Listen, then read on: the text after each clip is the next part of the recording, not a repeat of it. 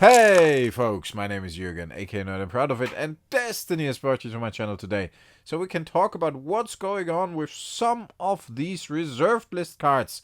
Yes, it's crazy, and we're gonna specifically talk about the Mishra's Workshop today. We're gonna have a closer look at this one in a second, but I made a video talking about the Candelabra of Taurus and about the Gaea's Cradle recently. I'm gonna link to that video if you want to continue watching at the end of this video, because it was an interesting discussion as well. And I talked about the fact that some of these cards are spiking in price because of Comander, especially of course the Candelabra of Taurus. A lot of you mentioned yes, but Premodern is obviously responsible for the price rise of a lot of cards, price spike of a lot of cards as well, especially the Gaea's Cradle. So that's absolutely true too, and I've seen that with a couple of Premodern cards. I even saw it with cards like Swords to Plowshares from Ice Age, which is about $15. I should look in my bulk boxes because I think I got about 20 of those. I opened tons of Ice Age and I believe it was a common. Might be good to cash those in. I want to talk about the Mishra's Workshop today though. I'm gonna have a look at this one. Let's see. Might be a good thumbnail as well. Ah, there it was. Yes, there it is. We're gonna talk about. I'm lucky I clipped my fingernails. We're gonna talk about the Mishra's Workshop today, and I don't want to go into overhead view because I did that last time, and I want to talk to you today. But we're gonna have a good close look here at the Mishra's Workshop, and I'm gonna do like a thumbnail, like.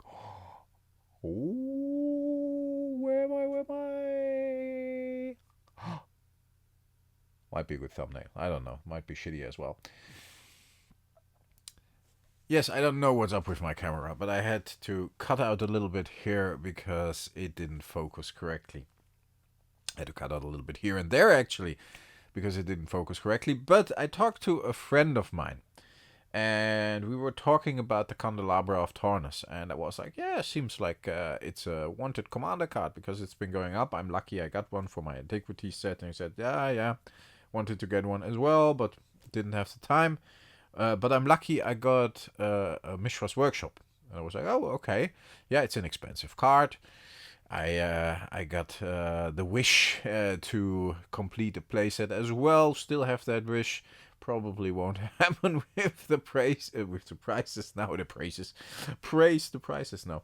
With the prices nowadays, but I said like, yeah, maybe down the road I can get one or two more, and that would be pretty cool. And he was like, yeah, have you seen the Mishra's Workshop? Have you seen the prices? Have you seen what this card is worth at the moment? And I was like, yeah, like $2,000, maybe $2,500 now. It's fucking $4,000 now. What the fuck is going on? And why is everybody saying like, yeah, reserved list is really quiet?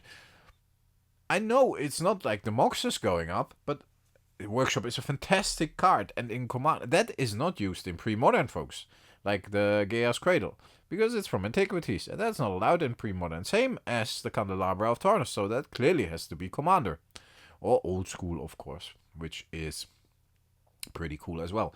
And for Commander, it even is classified as GC, game changing, whatever that means. That means, I think, that you have to check the power level before playing, and if you got a Mishra's Workshop in your deck, it counts as game changing, and you might adjust the power. You might have to adjust the power level depending on the tournament. Not quite sure. Not a Commander expert. I like to play with my buddies here and there, but mainly pre-constructed decks.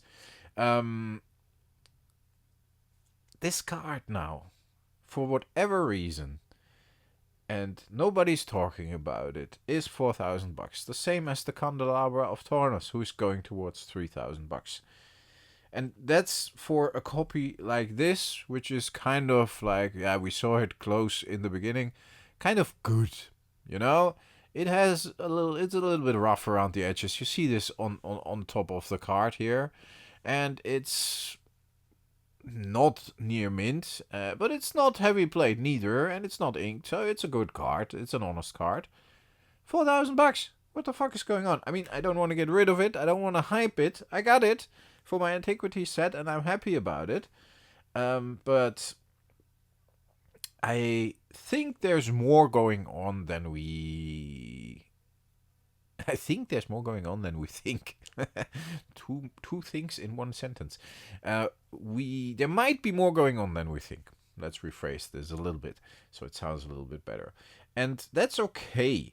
But and I don't want to start like, oh, reserve list panic. Of course we were down after the MTG 30th disaster, and now it's moving up again for certain cards, especially the cards in the pre-modern format, because it's becoming very popular and it looks like a fun format. Don't even want to talk about the Mox Diamond yet. Probably will do so soon, but that's above $1,000 as well. I had a look at my Mirage cards, like the Lion's Eye Diamond. Jesus Christ. That card has gotten expensive as well. I remember when this card was about $200, and now it's like, I don't know, 600.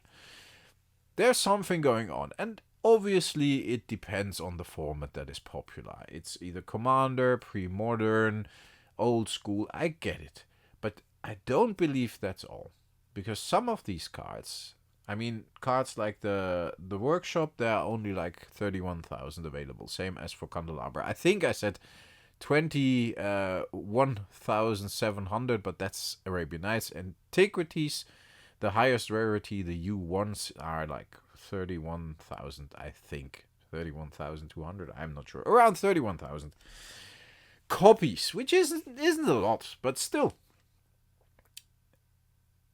A lot rarer than probably a couple of 100,000 copies of the Chaos Cradle, or the Mox Diamond, or, yeah, I don't know the exact print run of Mirage, but it was a lot higher than Antiquities, obviously.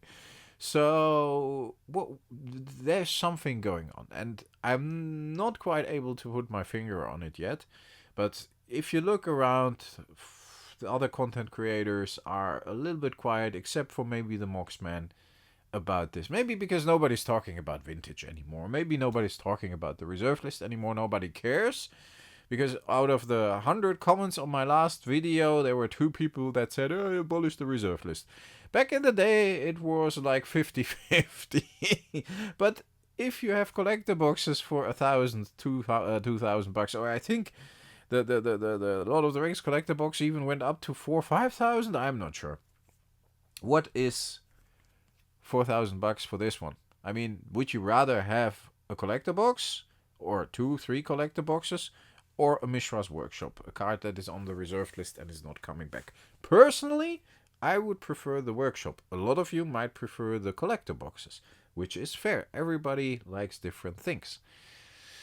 In the end, my point I want to make is that there's something going on with these old cards, and it's not only a certain format, and it's not only Commander, and it's not only Premodern. I believe some of the cards are being targeted again, and we see this with several cards.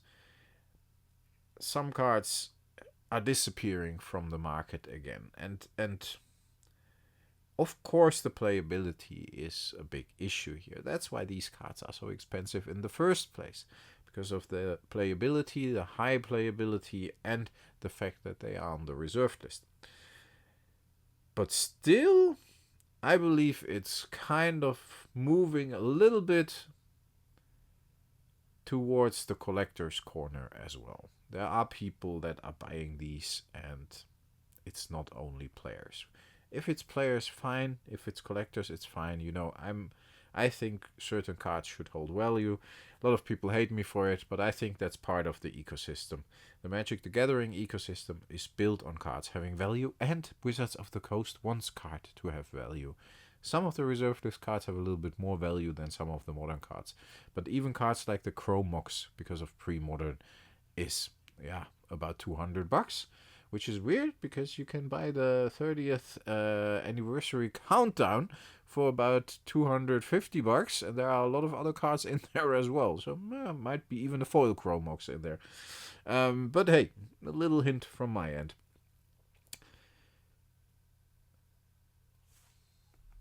Keep your eyes open if you want to get cards like this. I mean, if you are collecting And I have to be careful that I'm going to put this on the side here very carefully, so it doesn't drop, because it's a Mishra's workshop for 4,000 bucks.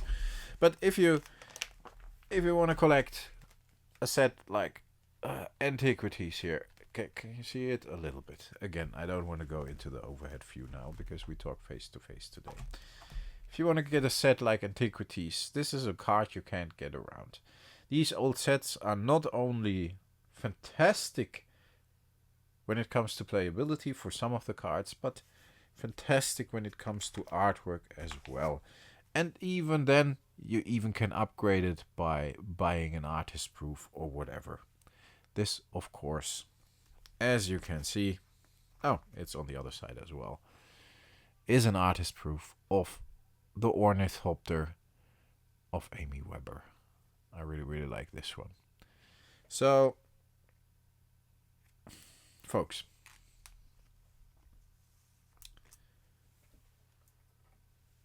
keep your eyes open. I don't know what's going on, but we're going to keep talking about it. I think I'm going to talk about the Mox Diamond next.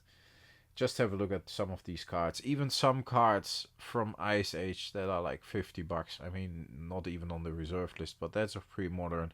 Other pre-modern cards that are 300-400 bucks in Tempest set or whatever, which obviously are on the reserved list. It's crazy. Who would have thought that Tempest, a set that you could buy a whole set of for 500 bucks, now has single cards of 300-400 bucks. Even the Dark, the Goblin Wizard, because of the Goblin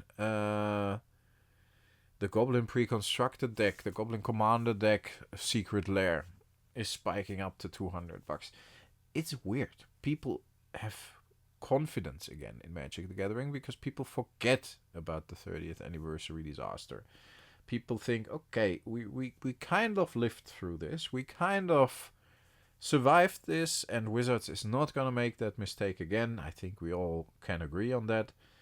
And the confidence is coming back. And I think that's good. And the good thing as well is that the current prices for a serialized card are the same as the prices for a Black Lotus, so nobody cares anymore. Yeah, but you can get a cheaper version of the serialized card for your deck. Yes, but it's the same principle when it comes to collecting. Stay healthy, folks. Stay frosty. Please let me know in the comments what you think, what's going on. I got asked a couple of you what you would think the next card would be that we should keep an eye on. Some said the workshop, so I wanted to talk about that today. Some said some other cards, which I will talk about in the future. If you have some more cards you recognize that are moving, I would be curious. Let me know in the comments. And use the code word Yoda, for example, because Yoda is our code word here. And we're going to keep this in because people seem to like it. I get a lot of Yodas recently, which is awesome. Yoda would like to play card A, B, or C.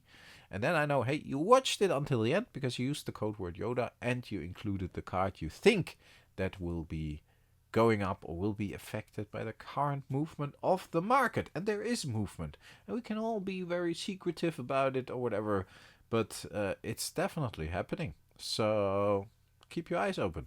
Stay healthy, folks. Stay frosty. Thanks a lot for listening.